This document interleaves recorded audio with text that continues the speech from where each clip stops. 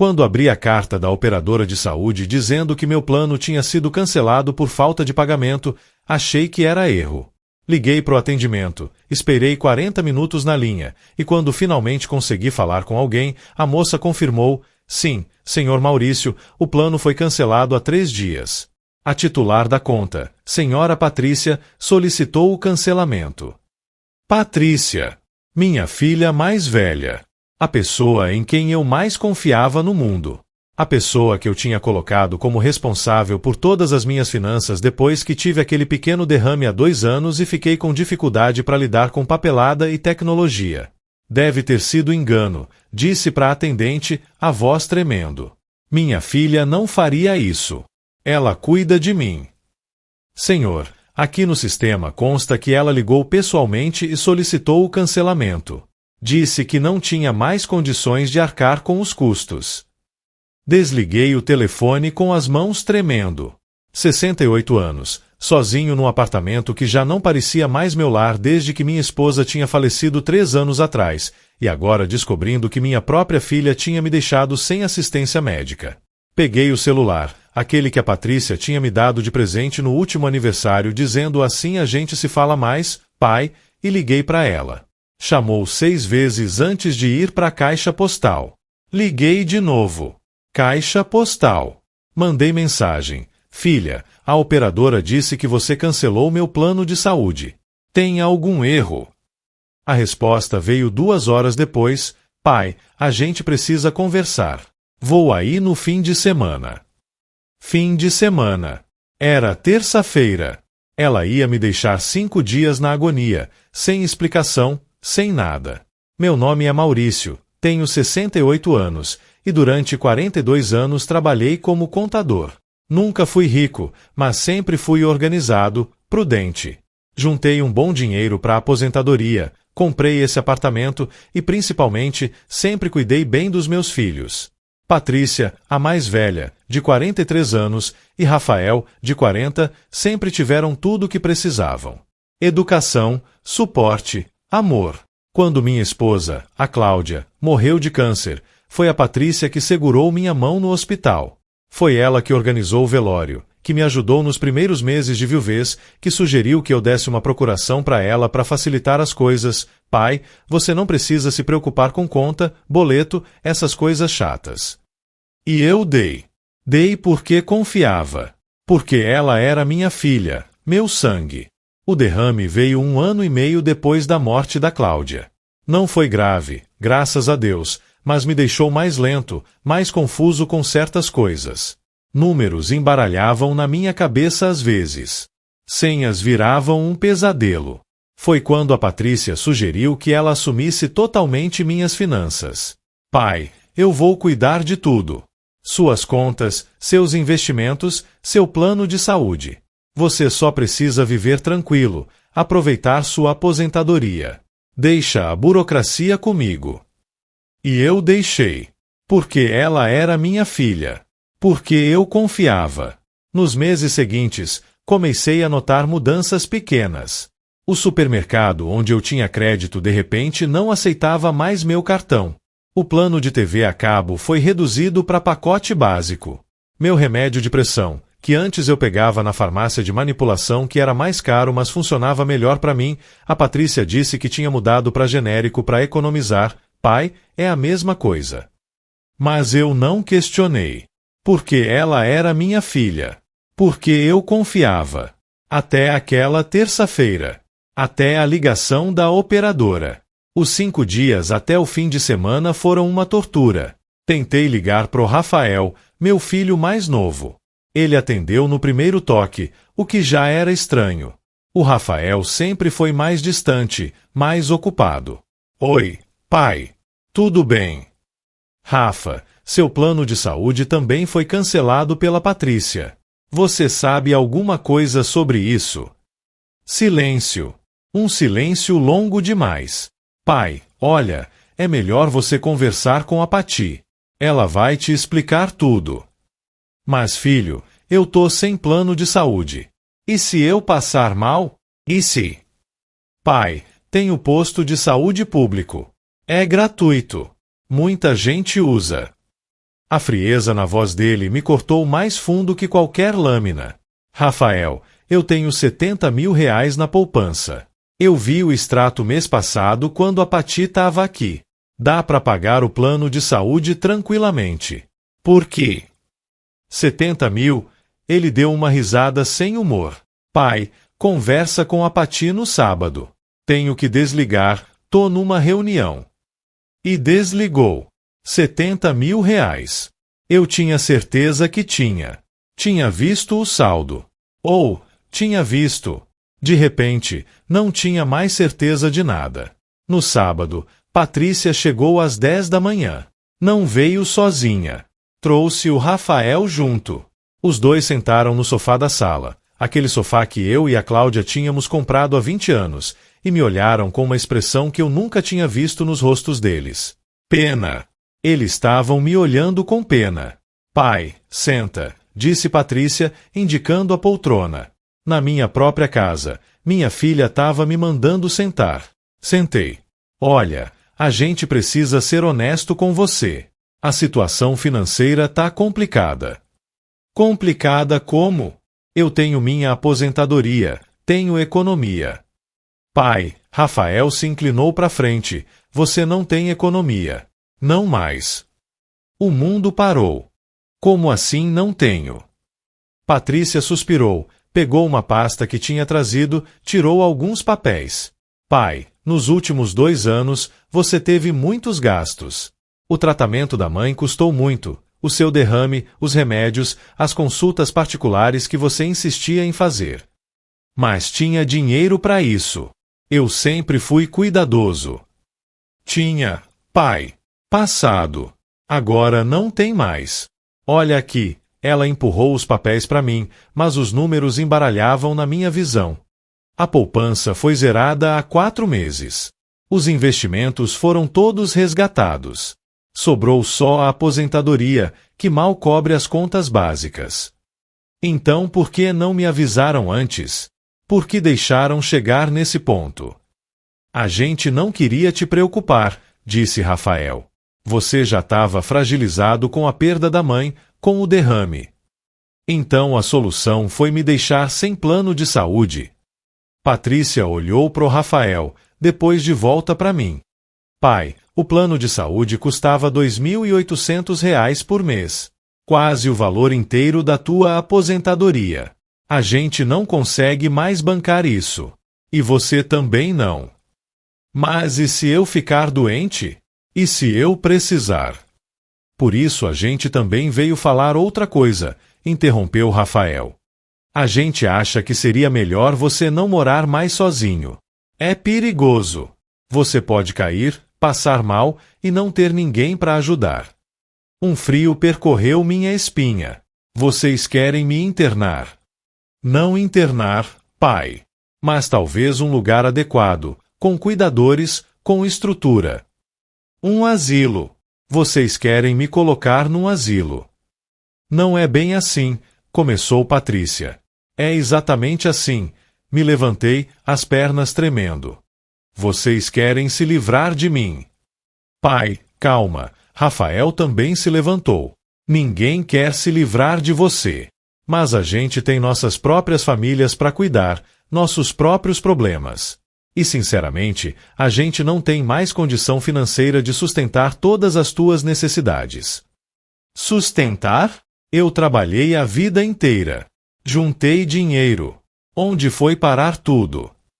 Nos teus cuidados, pai, disse Patrícia, a voz ficando impaciente. No teu tratamento, nas tuas contas. Você acha que foi fácil pra gente?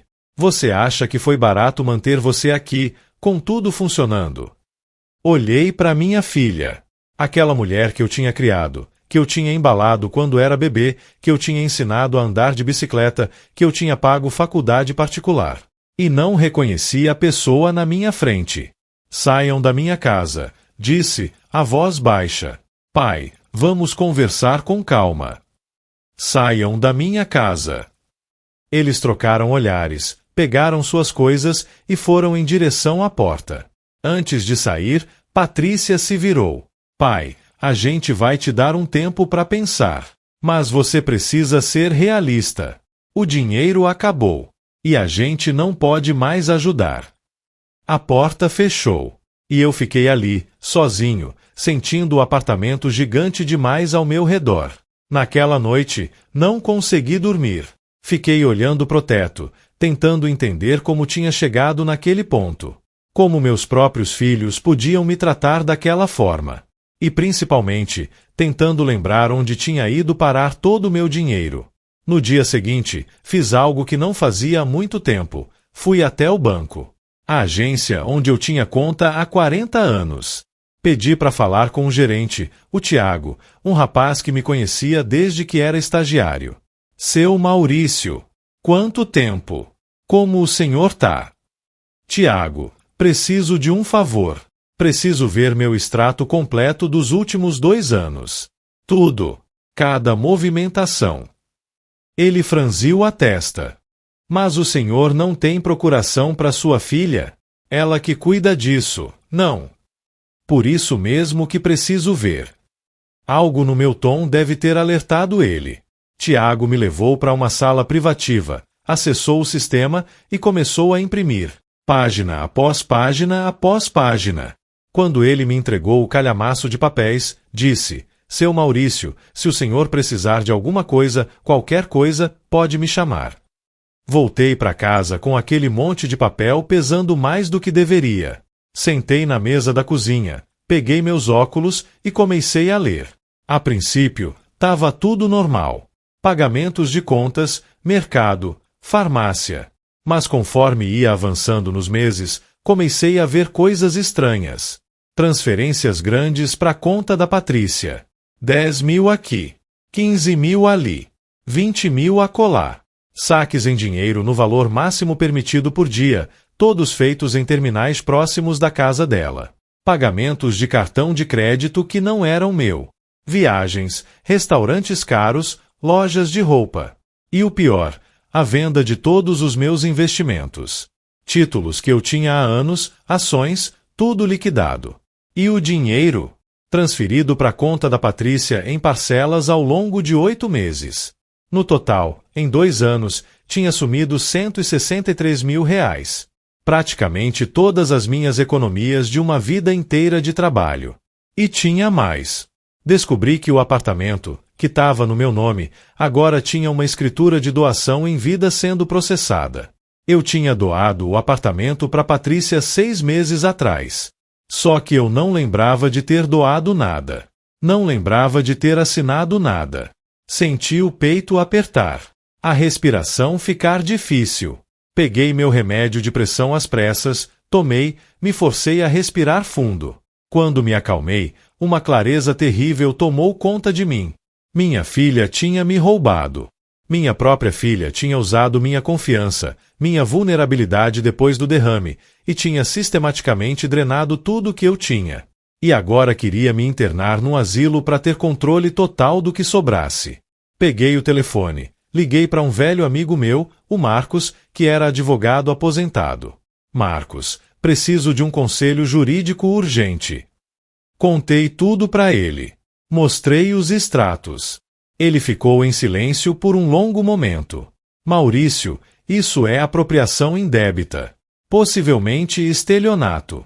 Sua filha pode ser processada criminalmente. Não quero processar minha filha. Só quero meu dinheiro de volta. E principalmente, quero que ela não tenha mais controle sobre mim. Então a primeira coisa é revogar a procuração. Imediatamente. E cancelar essa doação do apartamento antes que seja homologada. Você tá lúcido, Maurício? Consegue assinar documentos sozinho? Tô lúcido. O derrame me deixou mais lento, mais confuso com tecnologia, mas meu juízo tá perfeito. Ótimo. Vem no meu escritório amanhã. A gente resolve isso. Naquela noite, comecei a pensar em tudo. Em todas as vezes que tinha confiado cegamente na Patrícia. Em todas as vezes que ela tinha dito deixa comigo, pai, e eu tinha simplesmente concordado. E me lembrei de algo. Algo importante. Anos atrás, quando a Patrícia tinha se casado e o Rafael tinha comprado sua primeira casa, ambos tinham me pedido para ser fiador de empréstimos grandes. Eu tinha recusado na época, dizendo que não queria misturar família com dinheiro. Eles tinham ficado chateados, mas tinham entendido. Só que tinha uma coisa que eles não sabiam. Uma coisa que eu nunca tinha contado para ninguém, nem para Cláudia. 20 anos atrás, quando decidi fazer meus investimentos de forma mais agressiva, contratei um seguro de vida robusto. Um daqueles que pagam uma fortuna em caso de morte do segurado. Mas com uma particularidade, eu podia escolher múltiplos beneficiários. E tinha escolhido meus filhos, Patrícia e Rafael, meio a meio. O seguro valia R$ 1.200.000. E continuava ativo. Eu pagava todo ano, religiosamente. Ou melhor, a Patrícia pagava, sem saber direito para que era aquele débito automático mensal que aparecia como seguradora no extrato. Ela tinha achado que era seguro do apartamento ou do carro. Nunca tinha perguntado especificamente. E eu, confuso com tudo depois do derrame, tinha esquecido de mencionar. Mas agora eu lembrava. Lembrava perfeitamente. E de repente, tive uma ideia. Uma ideia terrível, mas perfeitamente justa. No dia seguinte, fui ao escritório do Marcos. Revogamos a procuração. Iniciamos o processo para cancelar a doação do apartamento. E fiz uma alteração no seguro de vida. Retirei Patrícia e Rafael como beneficiários. E coloquei 3 instituições de caridade que eu sempre admirei. Um orfanato, um asilo mantido por freiras e um instituto de pesquisa contra o câncer em memória da Cláudia. Tem certeza disso, Maurício? Perguntou Marcos. São seus filhos. São pessoas que me roubaram e queriam me internar para ter acesso ao pouco que sobrou. Não são mais meus filhos. Não da forma que importa. Assinei os documentos. Senti um peso sair dos meus ombros. Na semana seguinte, Patrícia apareceu sem avisar. Ela tinha tentado acessar minha conta bancária e descobriu que não conseguia mais. Tinha tentado usar a procuração e descobriu que tinha sido revogada. Entrou no apartamento furiosa. O que você fez? Retomei minha vida. E descobri o que você andou fazendo com meu dinheiro. Ela empalideceu. Pai, eu posso explicar. Pode mesmo? Pode explicar os R$ 163.000 que você transferiu da minha conta para sua? Pode explicar a doação do apartamento que eu não lembro de ter assinado? Pai, eu precisava. Meu marido perdeu o emprego, a gente estava com dívidas, eu não sabia o que fazer. E a solução foi me roubar. Não foi roubo. Você ia deixar tudo pra gente de herança de qualquer jeito. Eu só antecipei. A frieza daquela lógica me deixou sem palavras por um momento. Sai da minha casa, disse finalmente. Essa casa é minha. Você doou pra mim. A doação foi cancelada. E se você não sair agora, eu chamo a polícia e te processo por apropriação indébita e falsificação de documento. Vi o cálculo passando nos olhos dela. Ela sabia que eu tinha provas. Sabia que podia ter sérios problemas. Você vai se arrepender disso, disse ela, a voz tremendo de raiva. Você vai ficar velho, doente, sozinho. E quando você precisar de ajuda, a gente não vai estar aqui. Eu prefiro ficar sozinho do que cercado de pessoas que só querem meu dinheiro. Ela saiu batendo a porta. E eu não senti tristeza. Senti alívio. Rafael apareceu 2 dias depois. Mais calmo, mais contido que a irmã. Pai, a gente pode conversar. Pode. Mas primeiro, eu quero saber, você sabia o que sua irmã estava fazendo? Ele hesitou. Sabia que ela usava seu dinheiro para cobrir emergências dela. Não sabia que era tanto. E não sabia da doação do apartamento. Mas você concordou em me internar num asilo. Porque eu achei que você realmente não tinha mais condições financeiras. Achei que o dinheiro tinha acabado naturalmente com gastos médicos. Não sabia que a Pati tinha roubado. Pode falar a palavra, Rafael. Sua irmã me roubou. Ele fechou os olhos. Roubou. E você, Rafa? Você recebeu alguma coisa desse dinheiro? Ela me emprestou 10 mil reais há 6 meses. Disse que era do dinheiro dela. Eu paguei de volta, com juros. Eu juro, pai, se eu soubesse. Olhei pro meu filho mais novo, pro homem que ele tinha se tornado, e vi sinceridade ali. Vi arrependimento real. Eu acredito em você, filho. Mas ainda assim, você concordou em me internar, sem nem tentar me ouvir primeiro, sem nem considerar outras opções. Eu sei. Foi errado. E eu sinto muito. Ficamos em silêncio por um momento. Pai, o que vai acontecer agora? Agora eu vou viver minha vida. Vou cuidar da minha saúde do jeito que eu puder. E vocês vão seguir suas vidas também. A gente pode tentar reconstruir. Pensei na pergunta, na possibilidade de perdão, de recomeço. Talvez. Com tempo. Mas primeiro você precisa entender uma coisa, Rafael, confiança não se reconstrói da noite pro dia.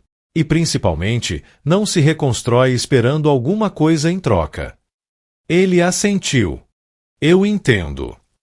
Depois que ele saiu, fiquei pensando no seguro de vida. Em como meus filhos ainda achavam que iam herdar 1.200.000 quando eu morresse. Em como eles não faziam ideia que aquele dinheiro já não era mais deles. E pela primeira vez em semanas, sorri. Nos meses seguintes, minha vida tomou rumos inesperados. Consegui um plano de saúde mais simples, que eu mesmo conseguia pagar com minha aposentadoria.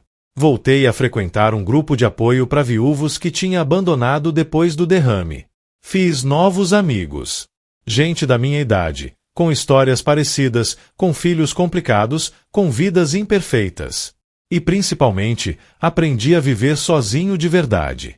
Não sozinho esperando a ajuda dos filhos, mas sozinho de forma independente, autossuficiente na medida do possível. Patrícia não falou mais comigo. Rafael ligava às vezes, perguntava como eu estava, mas mantinha distância respeitosa. Eu agradecia por isso. Não estava pronto para mais que aquilo. Foi num domingo, 6 meses depois de toda aquela situação, que recebi uma visita inesperada. Era a neta mais velha da Patrícia, a Júlia, de 18 anos. Eu não via a menina há mais de 1 ano. Vovô, ela disse quando abri a porta, posso entrar? Deixei ela entrar, preparei um chá, sentamos na sala. Minha mãe me proibiu de falar com você, começou ela. Disse que você tinha ficado desequilibrado, que tinha feito acusações loucas contra ela. E você acreditou. No começo, sim. Mas aí eu comecei a reparar em coisas. Nos gastos da minha mãe, nas roupas novas, nas viagens. Tudo numa época que meu pai estava desempregado e eles supostamente estavam quebrados. Ela me olhou direto nos olhos. Vovô, o que realmente aconteceu? Contei para ela. Tudo. Os extratos, as transferências, a tentativa de me internar. Quando terminei, ela estava chorando. Eu sabia. No fundo eu sabia que tinha algo errado. Mas eu não queria acreditar que minha própria mãe seria capaz. Somos todos capazes de coisas terríveis quando estamos desesperados ou gananciosos, Júlia. O que importa é o que fazemos depois que descobrimos isso sobre nós mesmos. Ela ficou quieta por um momento. Posso continuar te visitando, mesmo que minha mãe não goste. Claro que pode. Mas entendo se você não vier. Não quero causar problemas entre você e sua mãe. Vovô, eu já tô com 18 anos. Posso tomar minhas próprias decisões. E ela visitou. Uma vez por semana, religiosamente. Conversávamos sobre tudo. Sobre a faculdade que ela tinha começado, sobre os meninos que ela estava conhecendo, sobre os planos dela pro futuro. E também sobre a família, sobre a Cláudia, sobre como as coisas costumavam ser. Foi através da Júlia que fiquei sabendo que Patrícia e o marido tinham tido uma crise séria. Ele tinha descoberto sobre o dinheiro, sobre como ela tinha conseguido aquilo, e tinha ficado furioso. Não pelo roubo em si, mas porque ela não tinha contado para ele, tinha usado o dinheiro sozinha sem consultar. Eles quase se separaram, contou Júlia. Mas decidiram continuar juntos pelas aparências. É triste, vovô. Eles vivem na mesma casa, mas mal se falam. Não senti satisfação com aquilo. Não senti vingança. Só senti uma tristeza profunda por tudo que tinha se perdido. 1 ano depois do dia que descobri tudo, fiz meu check-up anual. Rotina. Exames de sangue, eletrocardiograma, essas coisas. O médico me chamou no consultório dele uns dias depois com uma expressão séria. Maurício, preciso ser direto com você. Os exames mostraram algumas irregularidades no coração. Nada urgente, mas vamos precisar fazer mais exames. E possivelmente uma cirurgia. Senti o chão sumir por um segundo. É grave. Pode ser, se não tratarmos. Mas se tratarmos adequadamente, você tem excelentes chances de ficar bem. E quanto custa? Ele hesitou. A cirurgia, com todo o tratamento, vai sair em torno de R$80 mil. Seu plano básico não cobre. 80 mil. Eu não tinha 80 mil. Tinha uns 30 mil que tinha conseguido juntar de volta trabalhando como consultor freelancer para ex-clientes. Mas não tinha 80. Quanto tempo eu tenho para decidir? Uns 3 meses, no máximo. Depois disso, o risco aumenta exponencialmente. Saí daquele consultório com a cabeça girando. Voltei para casa, sentei na mesma poltrona onde tinha recebido meus filhos 1 ano atrás e pensei em tudo. Pensei na ironia de ter um seguro de vida de mais de R$1 milhão, mas não ter dinheiro para pagar o tratamento que podia me manter vivo. Pensei em ligar para Patrícia, engolir meu orgulho, pedir ajuda. Mas sabia que ela ia usar aquilo como moeda de troca, como forma de me controlar de novo. E pensei em simplesmente não fazer nada. Deixar a natureza seguir seu curso. No fim, aquele seguro ia para a caridade de qualquer jeito. Instituições que realmente precisavam. Crianças sem família. Idosos abandonados. Pesquisa para salvar outras pessoas. Seria uma forma de dar sentido a tudo. De transformar a traição dos meus filhos em algo positivo pro mundo. Mas aí pensei na Júlia. Na forma como ela me olhava com aqueles olhos brilhantes toda semana quando vinha me visitar. Nas histórias que ela contava. No futuro que ela tinha pela frente. E percebi que eu ainda tinha algo pelo que viver. Não pelos meus filhos, mas pela minha neta. Pela única pessoa na família que ainda me via como alguém que valia a pena conhecer. Liguei pro Marcos. Preciso de um empréstimo. Usando o apartamento como garantia. Maurício, você tem certeza? Se você não conseguir pagar. Eu sei os riscos. Mas preciso fazer essa cirurgia. Consegui o empréstimo. R$50 mil, suficiente para complementar o que eu tinha. Marquei a cirurgia. Não contei para ninguém. Nem para Júlia. Não queria preocupar ninguém. E principalmente, não queria que Patrícia ou Rafael aparecessem por pena ou obrigação. Mas na noite antes da cirurgia, Júlia apareceu no hospital. Não sei como ela descobriu, mas apareceu. Vovô, por que você não me contou? Não queria te preocupar, meu amor. Você não tem mais ninguém além de mim aqui. Você precisava de alguém. Ela se sentou ao meu lado, segurou minha mão. Eu avisei minha mãe. Disse que você ia fazer uma cirurgia de coração amanhã. E o que ela disse? Júlia olhou para baixo. Ela perguntou se era grave. Eu disse que era. Ela ficou em silêncio por um tempo, e depois disse, tá bom. Obrigada por me avisar. E não vem. Não. Disse que tá muito ocupada com o trabalho. Deitado naquela cama de hospital, olhando para minha neta com os olhos marejados, entendi finalmente o que tinha perdido e o que tinha ganho naquele ano terrível. Tinha perdido filhos. Ou melhor, Tinha perdido a ilusão de que tinha os filhos que sempre achei que tinha. Mas tinha ganho clareza. Tinha ganho autonomia. Tinha ganho respeito próprio. E tinha ganho uma relação genuína com a Júlia. A cirurgia foi bem. Passei uma semana no hospital, depois mais 2 em casa me recuperando. Júlia vinha todo dia, trazia comida, conversava comigo, lia livros em voz alta quando eu estava cansado demais para fazer qualquer coisa. Rafael apareceu uma vez. Ficou 15 minutos. Perguntou como eu estava. Disse que tinha sido pego de surpresa com a notícia da cirurgia e foi embora dizendo que precisava buscar os filhos na escola. Patrícia não apareceu. Nem ligou. Nada. E sabe de uma coisa? Eu não senti falta. E isso, mais do que tudo, me mostrou o quanto eu tinha mudado naquele ano e meio. Durante a recuperação, tive muito tempo para pensar. Sobre a vida, sobre escolhas, sobre o significado de família. E tomei uma decisão importante. Liguei pro Marcos. Quero fazer algumas mudanças no meu testamento.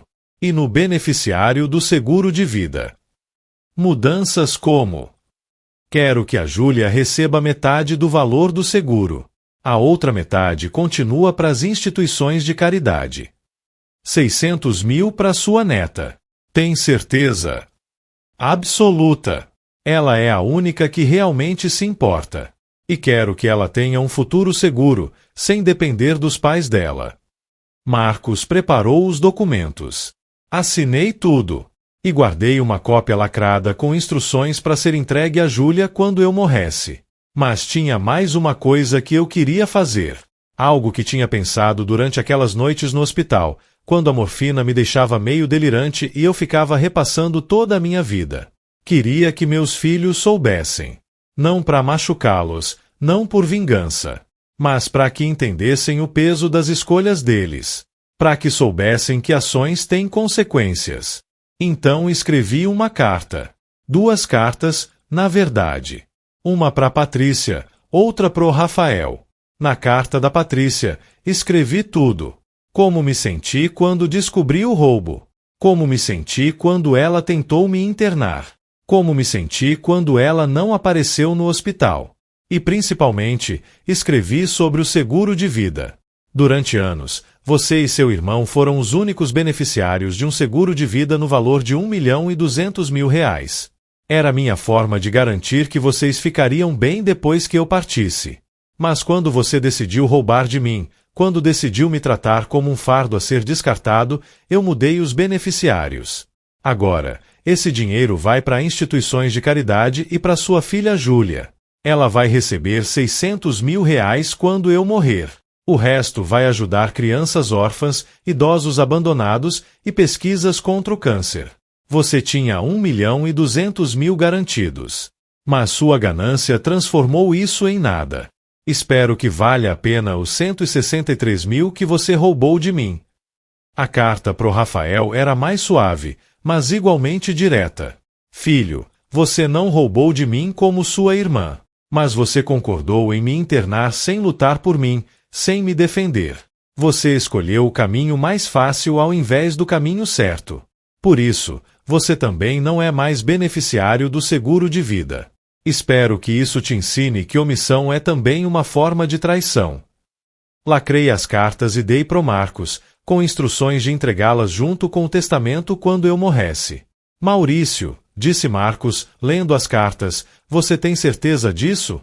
Isso vai causar uma guerra na sua família. Que família, Marcos? A única família que me sobrou é a Júlia.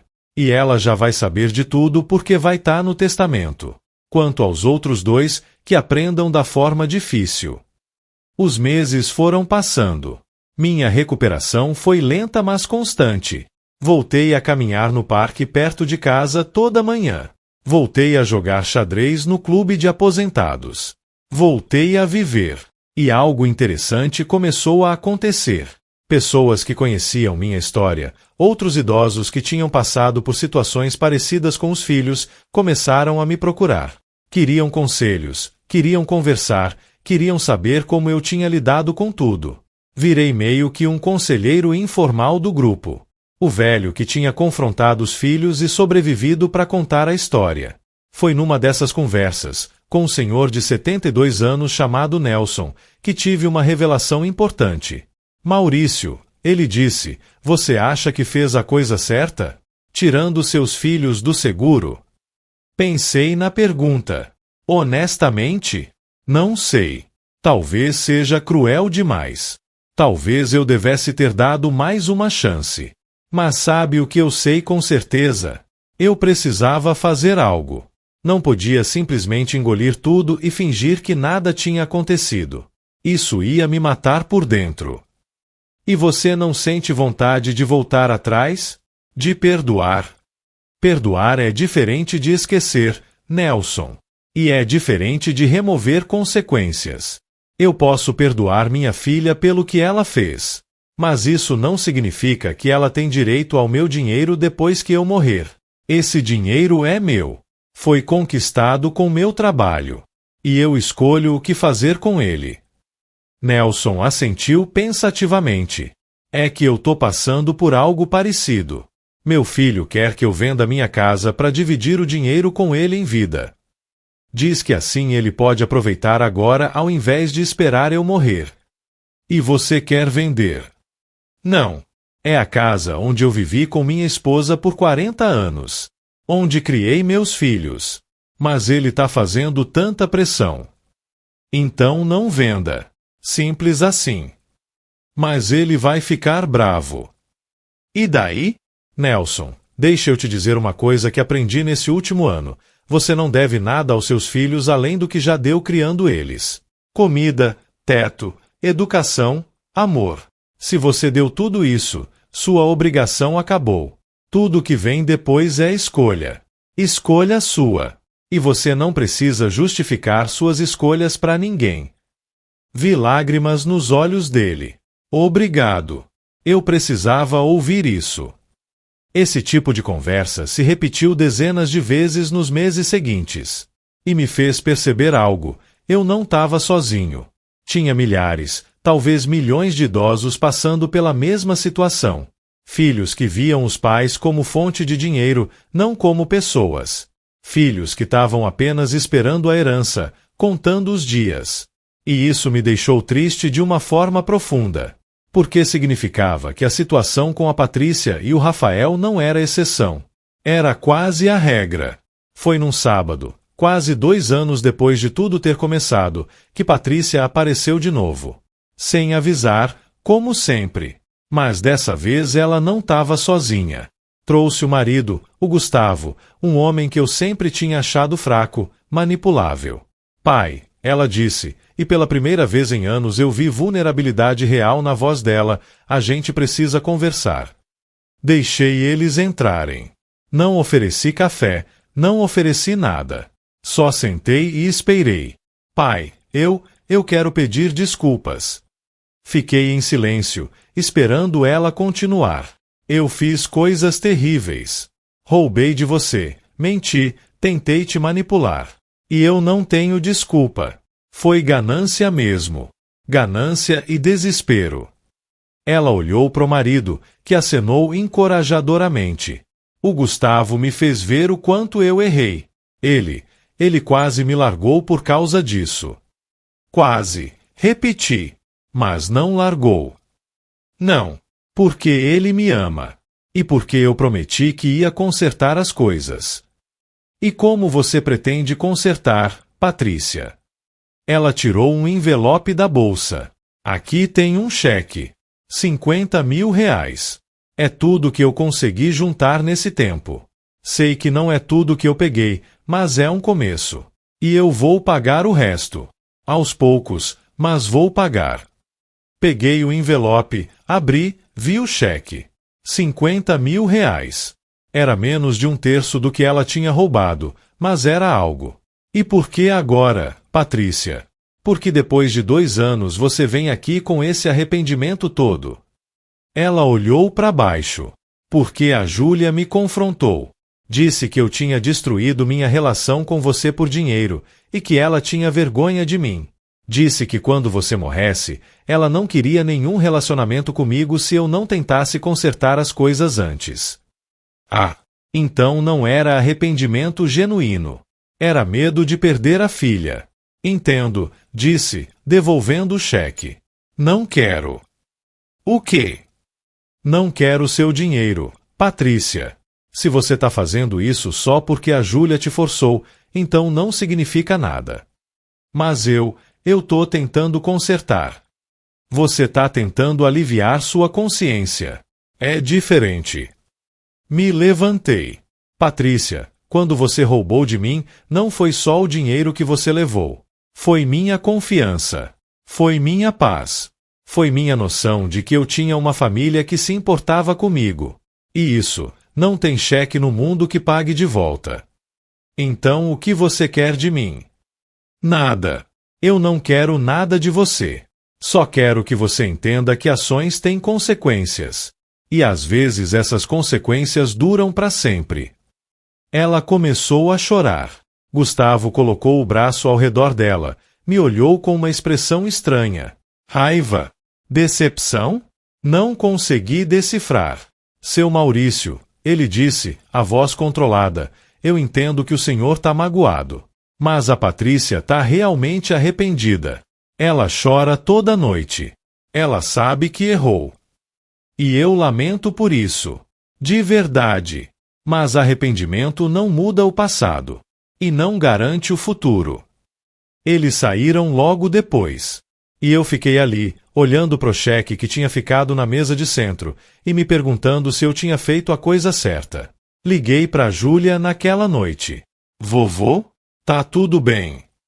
Tá sim, meu amor. Só queria te agradecer. Agradecer por quê? Por ter confrontado sua mãe. Ela veio aqui hoje com um cheque de 50 mil reais querendo se desculpar. Silêncio do outro lado. E você aceitou? Não, porque percebi que ela não estava fazendo aquilo por mim. Estava fazendo por causa de você. Para não te perder. Vovô, eu não queria criar mais problemas. Só queria que ela entendesse o quanto ela machucou você. E ela entende. Do jeito dela. Mas entendimento não é o mesmo que mudança real.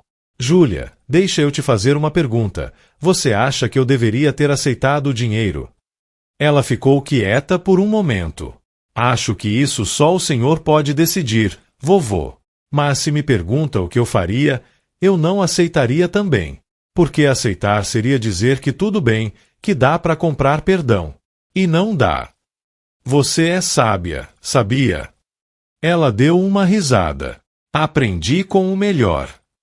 Depois dessa conversa, fiquei pensando muito no conceito de perdão. No que significava realmente perdoar alguém. Será que perdão significava esquecer? Significava remover consequências? Significava voltar a confiar? Conversei sobre isso com o padre da igreja que eu às vezes frequentava. Um homem jovem, de uns 40 anos, que tinha uma forma muito prática de ver as coisas. Maurício, ele disse, perdão não é para a pessoa que te machucou. É para você.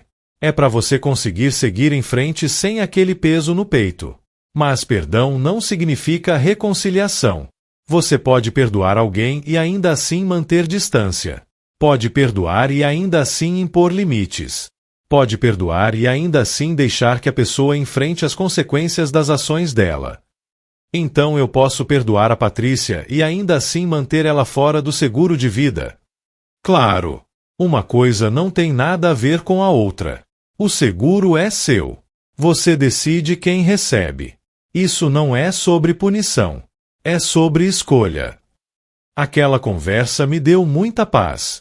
Porque percebi que eu já tinha perdoado a Patrícia, pelo menos no sentido de não carregar mais raiva. Mas isso não significava que eu tinha que confiar nela de novo ou deixar dinheiro para ela. 3 meses depois daquela visita da Patrícia, recebi uma ligação do Rafael. Pai, a gente pode conversar? Pessoalmente? Pode. Vem no sábado. Quando ele chegou, percebi que tinha perdido peso. Tava com olheiras, parecia cansado. Pai, Eu sei que eu falhei com você. Sei que quando você mais precisou, eu não estive presente. E eu sinto muito por isso. Rafael, sua irmã já veio aqui com desculpas. Com um cheque até. Você também vai tentar me comprar. Não. Não tenho dinheiro para te oferecer mesmo, se quisesse. Ele deu uma risada sem humor. Tô passando por uns problemas financeiros sérios. Investi mal, confiei nas pessoas erradas. E agora tô endividado até o pescoço. Senti uma pontada de preocupação, daquelas automáticas de pai. Quanto você deve? Uns 200 mil. Fiz uns empréstimos, avaliei algumas garantias. Foi burrice atrás de burrice. E você veio aqui pedir dinheiro? Não. Eu sei que você não tem esse dinheiro. E mesmo se tivesse, depois de tudo que aconteceu, não teria por que me ajudar. Ele olhou para mim. Eu vim aqui pedir perdão. De verdade. Não para ganhar nada, não para conseguir nada. Só para você saber que eu sei que errei e que eu carrego isso todo dia. Olhei pro meu filho mais novo. Pro homem que eu tinha visto crescer, dar os primeiros passos, falar as primeiras palavras. E vi algo que não vi na Patrícia, remorso genuíno. Rafael, eu te perdoo. Mas perdoar não significa esquecer. E não significa que as coisas vão voltar a ser como antes. Eu sei, pai. E eu aceito isso. Conversamos por mais de 1 hora. Sobre a vida dele, os erros dele, os planos para tentar sair daquela situação. E pela primeira vez em anos, senti uma conexão real com ele. Quando ele ia embora, disse, Rafa, eu não posso te dar 200 mil. Não tenho. Mas posso te emprestar 10 mil para te ajudar a segurar as coisas enquanto você se organiza. E não precisa me pagar de volta. Considera um presente de pai para filho. Vi os olhos dele marejarem. Pai, você não precisa. Eu sei que não preciso. Mas quero. Porque apesar de tudo, você é meu filho. E diferente da sua irmã, você veio aqui sem esperar nada. E isso significa algo. Ele me abraçou. E naquele abraço, senti que talvez, só talvez, ainda houvesse esperança para nossa relação. Os meses continuaram passando. Minha vida entrou num ritmo confortável. Júlia continuava me visitando. Rafael ligava toda semana, às vezes aparecia para um café. Patrícia não deu mais notícias, o que era esperado. Foi num check-up de rotina, 3 anos depois de tudo ter começado, que o médico me deu notícias preocupantes. Maurício, os exames mostram que o problema no coração voltou. Mais sério dessa vez. Quanto tempo eu tenho? É difícil dizer. Pode ser meses, pode ser anos. Depende de muitas variáveis. E se eu fizer outra cirurgia? Pode prolongar, mas não há garantias. E dessa vez seria uma cirurgia muito mais invasiva, mais arriscada. Saí daquele consultório sabendo que meu tempo estava se esgotando. Não era imediato, mas também não era infinito. E isso mudou minha perspectiva sobre tudo. Liguei para Júlia, pedi para ela vir no fim de semana. Quando ela chegou, sentamos na varanda e contei tudo. Júlia, preciso te contar algumas coisas. Sobre o seguro de vida, sobre o testamento, sobre tudo. Contei para ela sobre 1.200.000. Sobre como eu tinha tirado a mãe e o tio dela dos beneficiários. Sobre os 600 mil que ela ia receber. Ela ficou em choque. Vovô, eu não sei o que dizer. Não precisa dizer nada. Esse dinheiro é para garantir teu futuro. Para você fazer faculdade, comprar uma casa, viver sem depender de ninguém. Principalmente sem depender dos teus pais. Mas vovô, 600 mil reais, minha mãe vai pirar quando descobrir. Provavelmente. Mas ela teve a chance dela. E escolheu me roubar. Agora, ela vai ter que viver com as consequências. Júlia ficou quieta por um longo momento. Posso te fazer uma pergunta? Claro. Você não sente nem um pouco de pena da minha mãe? Afinal, ela é sua filha. Pensei na pergunta. Sinto, Júlia. Todo dia. Quando acordo, quando vou dormir, sempre tem uma parte de mim que dói por ela. Mas pena não muda o que ela fez. E principalmente, não muda quem ela escolheu ser. Passamos o resto do dia conversando sobre tudo. Sobre o que ela ia fazer com o dinheiro quando recebesse. Sobre a faculdade, sobre os sonhos dela. E principalmente, sobre como ela ia lidar com a reação da família quando tudo viesse à tona. Júlia, quando eu morrer, vai ter uma guerra. Tua mãe e teu tio vão ficar furiosos. Vão dizer que eu estava senil, que fui manipulado. Vão talvez até tentar contestar o testamento. E se contestarem? O Marcos já preparou tudo. Tem laudos médicos mostrando que eu tô lúcido. Tem testemunhas. Tem documentação de tudo que a tua mãe fez. Eles não vão conseguir reverter, mas vão tentar. E você vai ser o alvo da raiva deles. Eu aguento, vovô. Se preciso for, eu me afasto deles completamente. Não quero que você perca tua família por minha causa. Vovô, você é minha família. O resto, a gente vê. Naquela noite, depois que Júlia foi embora, fiquei sentado na varanda olhando as estrelas e pensando em tudo que tinha vivido nesses últimos anos. Tinha perdido filhos, mas tinha ganhado clareza. Tinha perdido dinheiro, mas tinha ganhado autonomia. Tinha perdido ilusões, mas tinha ganhado verdade. E principalmente, tinha transformado o que poderia ter sido apenas uma história de traição e amargura em algo com significado. O dinheiro do seguro ia ajudar a Júlia, ia ajudar instituições que faziam diferença real no mundo. A traição dos meus filhos, ironicamente, tinha se transformado em oportunidade de fazer algo bom. E isso, de alguma forma estranha, me dava paz. Meus filhos cancelaram meu plano de saúde para economizar. Acharam que eu era só um peso, um fardo, alguém descartável. Mas esqueceram que eu era o beneficiário do seguro de vida deles. Esqueceram que eu ainda tinha poder, ainda tinha escolhas. E eu escolhi deixar um legado de consequências justas e oportunidades para quem realmente merecia. Se isso faz de mim um pai cruel, que seja. Pelo menos é um pai honesto. E no fim, honestidade é tudo que me sobrou.